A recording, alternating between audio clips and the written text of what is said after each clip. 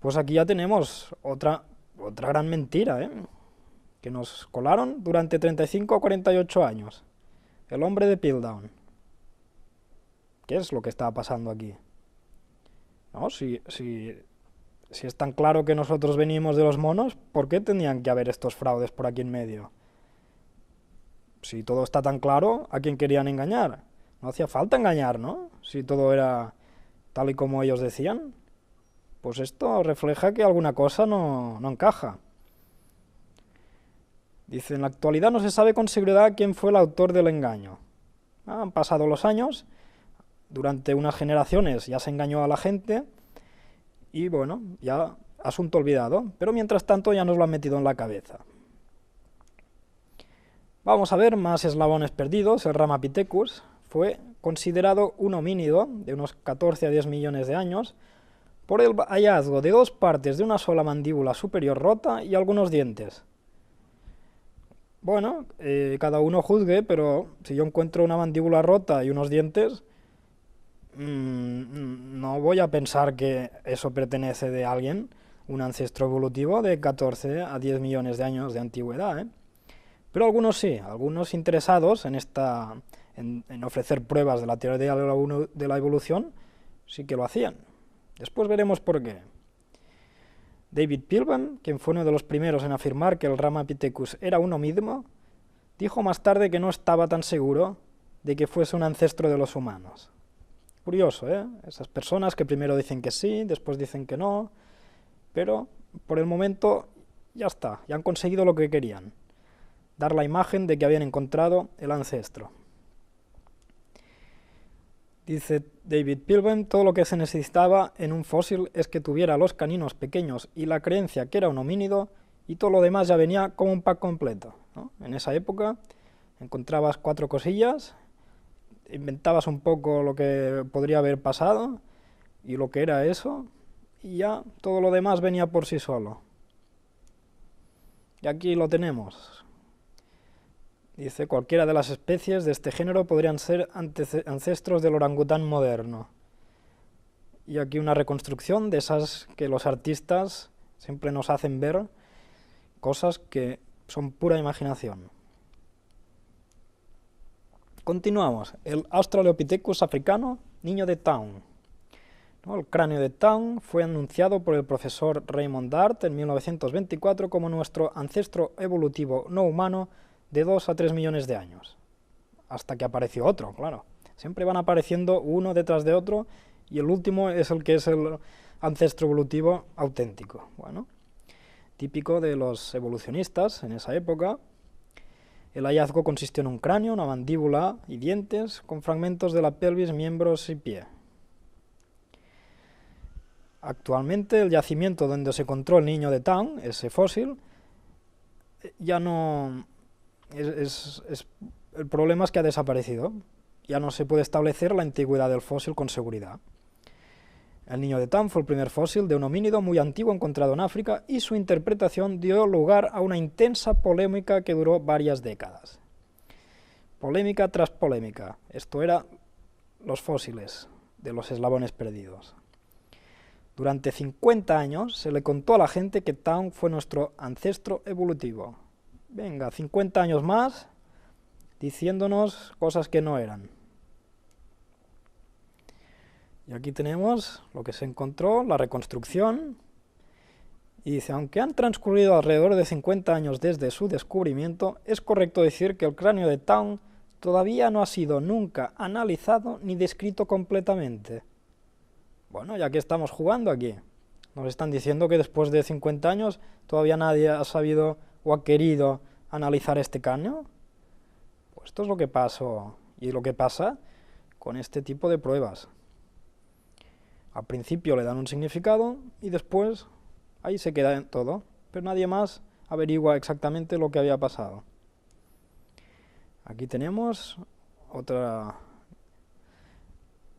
figura en el Museo de la Evolución Humana de Burgos y otro espécimen de Australopithecus africanos conocido como Sr. Appless. Pasamos a otro, Australopithecus afarensis, el Lucy, otro espécimen. Dice, cuando se descubrió Lucy, en 1974, Johanson y Tim White reemplazaron el Australopithecus africanus, o sea, el que habíamos visto antes, por Lucy, como nuestro ancestro evolutivo no humano. ¿Vale? Cuando ellos quieren, cambian las fechas y uno pasa a ser otro ancestro evolutivo, un poco como ellos quieren, así por la cara, ¿eh? Después ya veremos cómo hacen esta magia. ¿Vale? Tenemos que el rasgo que más destaca en el esqueleto postcraneal de Lucy es lo cortas que eran las piernas. Y esto sirvió para diferenciar a esta especie. Dice que las piernas eran cortas y los brazos más largos en proporción a lo que somos nosotros, la media humana. Bueno, pues hay muchos humanos que las piernas las tienen un poco más largas o más o menos igual que las piernas. Esto no es extraño, cada persona es distinta. Pues a este se lo diferenció por este punto de vista. Bueno, curioso, ¿eh? Todo esto de las anatomías comparadas y estas pseudociencias. Aquí tenemos la reconstrucción. Dice, de Lucy se encontró el 40% del esqueleto y nos preguntan si todos los huesos eran del mismo ser. O sea, esto es dudoso, que todo esto perteneciera al mismo esqueleto. Pero bueno, es un 40%. Y aquí tenemos la reconstrucción. Todo esto, imaginación. Y es bastante triste ver en un museo este tipo de cosas, de seres. Aquí el gobierno se ha gastado mucho dinero para hacernos creer cosas que no son y montar este tipo de figuras que son falsas. Bueno, pues esto lo pagamos entre todos, ¿eh? Y es curioso aquí las pisadas de Laetoli. Esto fue encontrado junto a Lucy, el esqueleto que hemos hablado, unas pisadas, unas huellas fosilizadas, en las que se vio que hasta en los más mínimos detalles, un modo caminar igual al nuestro. Esto lo dice el señor Arzuaga, un paleoantropólogo español, ¿no?, en su libro, y lo dice todo el mundo, que estas pisadas que se encontraron junto a Lucy son básicamente igual que las nuestras, de los humanos modernos. Entonces, ¿por qué pensar que esas pisadas pertenecen a una especie primitiva, no evolucionada? Pues yo no lo entiendo. El modo de andar de un ser humano es muy único.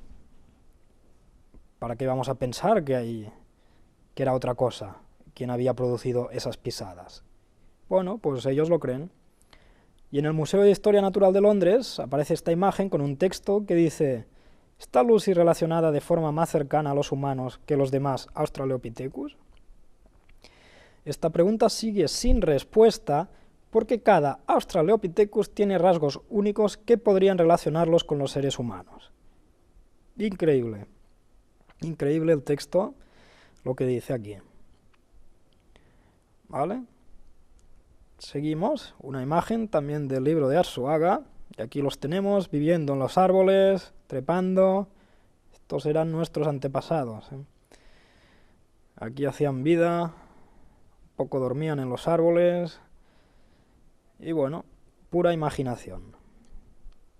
Vamos a otro espécimen, Zinjanthropus. Dice, creyendo que habían encontrado al primer hombre que construía herramientas, Louis Leakey nombró al fósil Zinjanthropus, el East Africamen.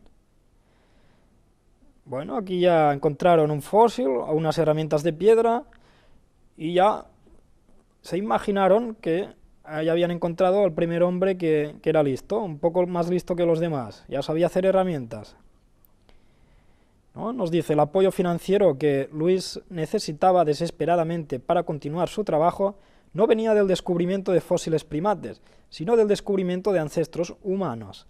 Desde entonces, el National Geographic Society se asoció financieramente con Leakey. Pues Leakey era un paleoantropólogo y se dedicó a buscar estos fósiles. Pero claro, estas expediciones requerían dinero. Y cuando se hacía un tipo de expedición no podrías volver con las manos vacías, ¿no? Porque si volvías con nada, después ya nadie te apoyaba financieramente. Entonces, ¿qué es lo que pasaba? Pues que esta gente iba de expedición a cualquier parte del mundo y encontraran lo que encontraran, tenían que decir que eso era algo, un ancestro humano, no simplemente un fósil de primate, no, tenían que decir que era un ancestro humano, porque si no, nadie les pagaba otra expedición. Pues esto es lo que iba pasando. Y aquí lo tenemos, gran personaje, ¿eh? Zinjanthropus. Si alguien cree que esto existió alguna vez, que se lo crea, pero yo no me lo creo en nada. Pasamos a otro, Australopithecus anamensis. Dice en 1994, la mujer de Leakey y sus asociados anunciaron otro descubrimiento, que según ellos es nuestro más antiguo antepasado directo, más antiguo incluso que Lucy. Ya tenemos a otro gran descubrimiento siempre, más antiguo, el antepasado directo. Siempre grandes noticias en los medios y grandes anuncios. Dice, entre los fósiles de la colección se ha incluido el KNM KP271. ¿Vale? Vamos a ver qué es esto del KNM KP271, porque esto era un codo, un fósil codo, en el que se dice que no se distingue de un Homo sapiens moderno. ¿Vale?